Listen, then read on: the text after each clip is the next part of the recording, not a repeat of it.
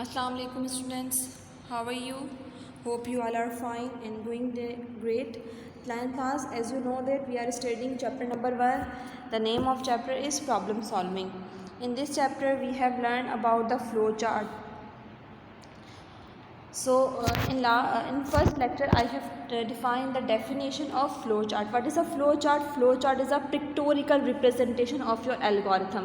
जब हम अपने algorithm की pictorial representation show करवाते हैं तो that is known as your flow chart. ठीक है, ये क्या होती है आपके पास, ये बेसिकली जो फ्लो चार्ट बनाने का मकसद होता है कि आपके पास आपको ये आइडेंटिफाई करना होता है कि हमारे पास सीक्वेंस क्या है, हमारे पास किस सीक्वेंस में हमने वो फ्लो हमारा परफॉर्म हो रहा है और हमारे पास उसका डायरेक्शन किस फ्लो में जा रही है.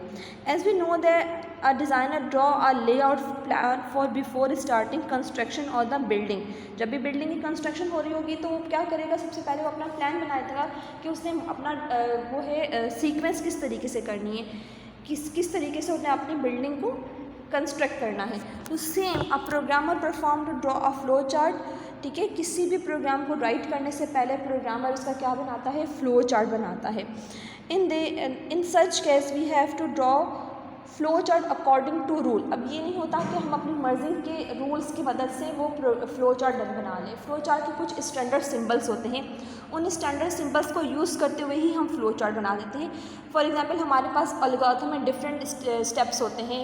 किसी भी प्रोग्राम को बनाने के पहले हम पहले स्टार्ट होता है, फिर इनपुट होता है, आउटपुट होता है, प्रोसेस होता है, डिसीजन होता है. ये डिफरेंट हमारे पास स्ट्रेटजीज होती है. तो इनके लिए हमारे पास डिफरेंट बॉक्सेस हैं. आपको उनको पहले बॉक्सेस को आइडेंटिफाई करना होगा. ठीक है, हमारे पास कुछ सिंबल्स हैं या फिर 10th की बुक में सिंबल्स हैं, आपने इनको याद करना होगा. ठीक है, इनके सिंबल्स के नेम के साथ और इनका पर्पस भी आपको याद रखना होगा क्योंकि ये शॉर्ट क्वेश्चंस के लिए भी बहुत इंपॉर्टेंट है और लॉन्ग के लिए भी. अब फर्स्ट आपको देखें ये ओवल शेप नज़र आ रहा है, that is known as and start and end of flow chart. जब भी हम अपने फ्लो चार्ट को स्टार्ट करेंगे, एंड करेंगे तो हम इस टर्मिनल बॉक्स के साथ करेंगे, that is also known as terminal box.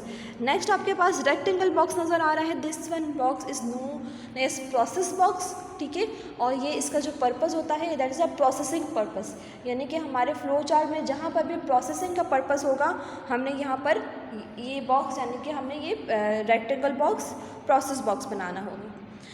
Next one is a parallelogram. ठीक है, ये पैरेललोग्राम नज़र आ रहा है. This box is used for taking and displaying output and taking input. ठीक है, आउटपुट को डिस्प्ले करवाना होगा, इनपुट लेना होगा यूज़र से, तो हम कौन सा बॉक्स यूज़ करेंगे, पैरेललोग्राम.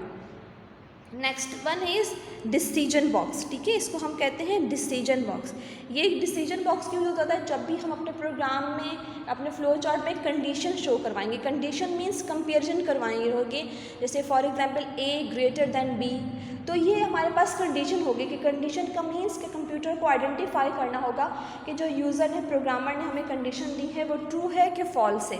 तो हम उसके लिए कौन सा बॉक्स यूज़ करेंगे, हम डिसीजन बॉक्स यूज़ करेंगे. आगे हम इंशाल्लाह मज़ीद चैप्टर्स में इनको हम डिटेल से डिस्कस करेंगे. आपका पूरा एक चैप्टर है डिसीजन मेकिंग में कंट्रोल स्ट्रक्चर का, तो उसमें आपको ये बिल्कुल क्लियर तरीके से नज़र आ जाएगा.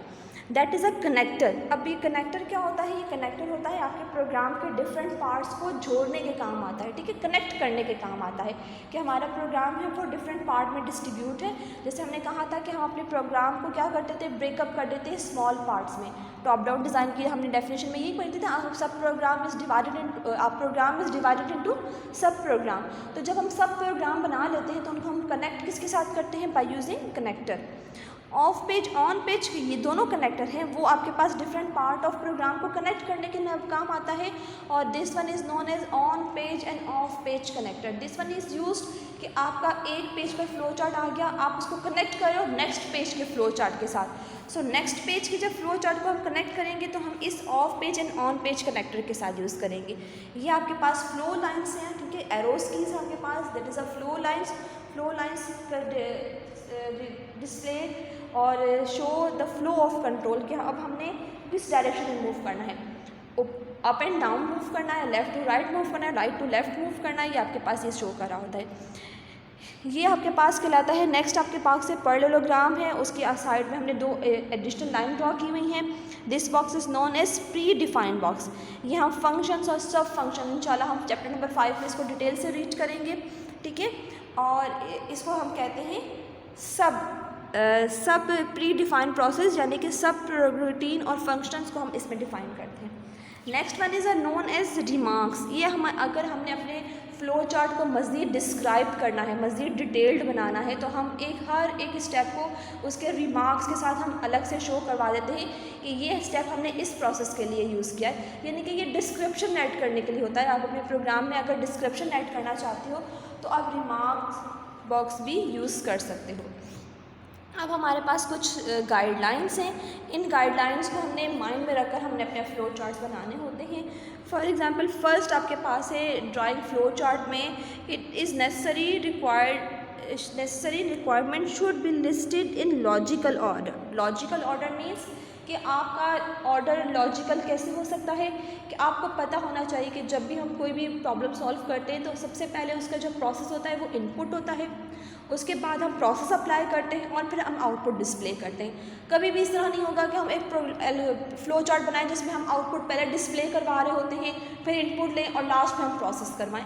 यानी कि all thing will be in logical order. जैसे अगर मैं सिंपल एक डेली रूटीन की अगर मैं एग्जाम्पल लेती हूँ कि अगर हमने चाय बनानी है, ठीक है, तो सबसे पहले हम क्या करेंगे, हम सारे इंग्रेडिएंट्स को गैदर करेंगे।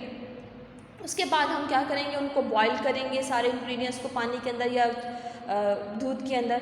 दैन हम क्या करेंगे, हम उसको डिस्प्ले करने के लिए उसको हम कप्स में पोर कर देंगे।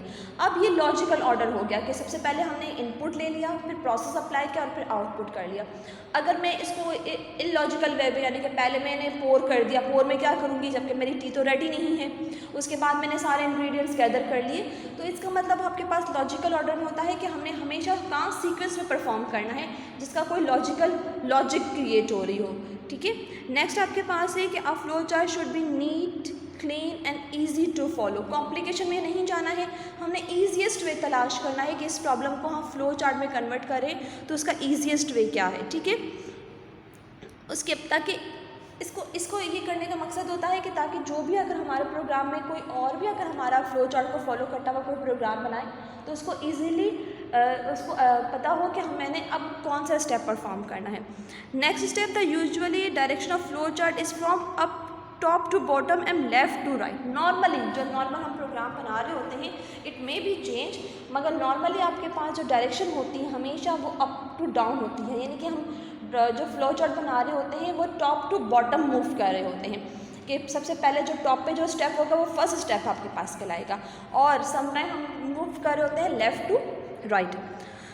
अच्छा, आपके पास अभी हमने प्रोसेस बॉक्स पढ़ा था। प्रोसेस बॉक्स आपके पास ये रेक्टेंगुलर बॉक्स आपके पास प्रोसेस बॉक्स कहलाता है। हमेशा याद रखिएगा जब भी हम प्रोसेस बॉक्स पढ़ेंगे तो इसमें से एक लाइन इन हो रही होगी, यानी कि एक लाइन इनकमिंग होगी और एक आउट की होगी, यानी कि इसमें दो एरो लाइन यूज़ हो रही होगी, एक इन की होगी और एक आउट की होगी, ठीक है।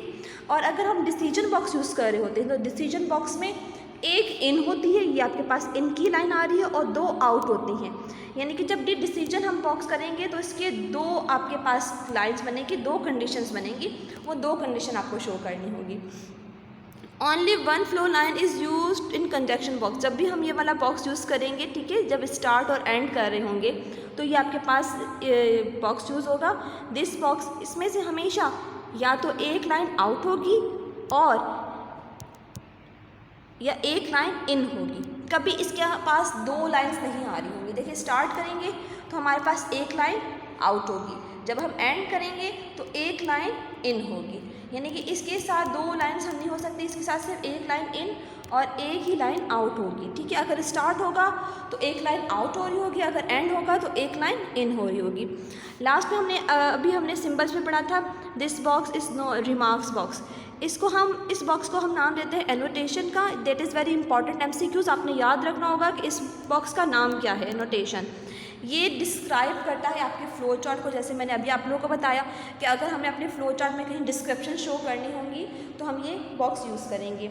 नेक्स्ट आपके पास है, if the flow chart become complex, कभी समटाइम हम फ्लो चार्ट बना रहे होते हैं, कॉम्प्लेक्स बना रहे होते हैं, तो it is better to use connector symbols to reduce the number of flow lines. ठीक है, हम कनेक्टर, वही प्रॉब्लम को हम सब प्रॉब्लम में डिस्ट्रीब्यूट करके छोटे छोटे पार्ट्स बना लेंगे अपने फ्लो चार्ट के, और उसको हम क्या करेंगे, कनेक्टर की मदद से हम करेंगे। It is useful to test the validity of flow chart by passing through with a such tested data. अब हमने फ्लो चार्ट ड्रॉ कर लिया, फ्लो चार्ट ड्रॉ करने के बाद हमने उसको फॉरवर्ड, हमने उसको नेक्स्ट स्टेप की तरफ नहीं जाना होगा, हमने पहले क्या करना होगा, हमने करने के बाद उसको हमने डिफरेंट टेस्टेड वैल्यू देंगे, टेस्ट करने के लिए वैल्यूज़ देंगे, उन वैल्यूज़ के लिए हम टेस्ट करेंगे। अगर हमारा फ्लो चार्ट प्रॉपर वर्क कर रहा होगा तो हम फर्दर मूव करेंगे, वरना हम उसको दोबारा से रीड्रॉ करेंगे। तो दीज आर द गाइडलाइंस। ठीक है, आपने इनको माइंड में रखना है, इंशाल्लाह इन्हीं को फॉलो करते हुए हम फ्लो चार्ट भी कुछ बनाएंगे, और हम आगे इसको अपने MCQs के लिए भी रिमाइंड रखना है। Next one is advantages and limitation, that is very important topic of this chapter. ठीक है, ये आपके पास लॉन्ग क्वेश्चन भी आपके पास बहुत दफ़ा आ चुका है बोर्ड के अकॉर्डिंग, और ये शॉर्ट में भी आपके पास आ सकता है। ठीक है, तो आपने इसके एडवांटेजेस और डिसएडवांटेजेस, अब लिमिटेशन मीन डिसएडवांटेजेस पे आपने इसकी लर्न करनी है। Advantage of flow chart, the benefit of flow chart are with the help of flow chart the logic of algorithm can be describe more effectively. ठीक है, algorithm में तो हम स्टेप बाय स्टेप सारे प्रोसीजर राइट कर लेते हैं, लेकिन जब हम फ्लो चार्ट बना रहे होते हैं तो हमें बहुत अच्छे से पता चल रहा होता है कि हमारा फ्लो ऑफ कंट्रोल कहाँ मूव कर रहा है, हमें उसके बाद कौन सा स्टेप परफॉर्म करना होता है। As a flow chart are the part of design document. ठीक है ना, हमने जब डॉक्यूमेंटेशन पढ़ी थी तो हमने कहा था कि फ्लो चार्ट को हमने डॉक्यूमेंटेशन के लिए भी रखना है, ड्रॉ करना है। Hence the maintenance of operation program become easy. तो जब हम दोबारा हम उस प्रोग्राम को मेंटेन करेंगे या इसको अपग्रेड कर रहे होंगे तो हमें फ्लो चार्ट की मदद से हमें लॉजिक समझने में बहुत ज़्यादा आसानी हो जाती है और उस प्रोग्राम को अपग्रेड करना ईजी हो जाता है। The flow chart act as a guide for program development. ठीक है, जो भी प्रोग्राम डेवलप कर रहा होता है उसके लिए बहुत अच्छी गाइडलाइन होती है, इसकी मदद से वो बहुत अच्छा इफेक्टिव एक प्रोग्राम क्रिएट कर सकता है। उसके बाद जब हम डीबगिंग मीन्स, डीबगिंग का मतलब क्या होता है कि आप टेस्ट कर रहे हो कि आपका जो रिक्वायर्ड चीज़ है वो फुलफ़िल हो रही है कि नहीं हो रही। तो जब हम प्रोग्राम बनाने से पहले ही हम अपने उस फ्लो चार्ट की मदद से हम अपने प्रॉब्लम यानी कि जो हमारा सोल्यूशन होता है उसको हम आइडेंटिफाई कर लेते हैं कि ये प्रॉपर वर्क कर रहा है कि नहीं कर रहा। तो these 4 points are very much important. ठीक है, आपने इनको याद भी करना है ताकि आप लोग इसको अटेम्प्ट कर सको अगर बोर्ड में ये क्वेश्चन आता है। ठीक है, तो दीज आर द 4 एडवांटेजेस। अगर हम लिमिटेशन या डिसएडवांटेजेस की बात करते हैं तो we have 2 disadvantages. It is difficult to draw flow chart for complex problem. ठीक है ना, अगर कोई बहुत बड़ी प्रॉब्लम आ जाती है, कॉम्प्लेक्स है बहुत ज़्यादा, तो उसका बड़ा कॉम्प्लिकेटेड सा फ्लो चार्ट ड्रॉ होता है और उसको फॉलो करना बहुत ज़्यादा डिफ़िकल्ट होता है। उसके बाद हमने फ्लो चार्ट ड्रॉ तो कर दिया, अगर हमारा कहीं पर किसी एक स्टेप में भी चेंज आएगा, ठीक है, तो हमारा पास क्या होगा, हमारा पूरा फ्लो चार्ट दोबारा से रीडिज़ाइन होगा, दोबारा से रीड्रॉ होगा। तो ये हमारे पास 2 लिमिटेशन थी कि हम इसको कॉम्प्लेक्स प्रॉब्लम के लिए इसको ड्रॉ करना बहुत ज़्यादा डिफ़िकल्ट हो जाता है, और सेकंड कि अगर हमें इसको कोई भी अल्ट्रेशन में रिक्वायर्ड होगी तो हमें पूरा फ्लो चार्ट दोबारा से ड्रॉ करना पड़ेगा। तो दीज आर 2 लिमिटेशन। ठीक है, ये आज का टॉपिक था हमारा। ठीक है, होप कि आज का टॉपिक आपको समझ आ गया होगा। That is very important topic of this chapter. ठीक है, इसमें से लॉन्ग क्वेश्चन लाजमी आता है और शॉर्ट तो डेफिनेटली हो क्या होता है।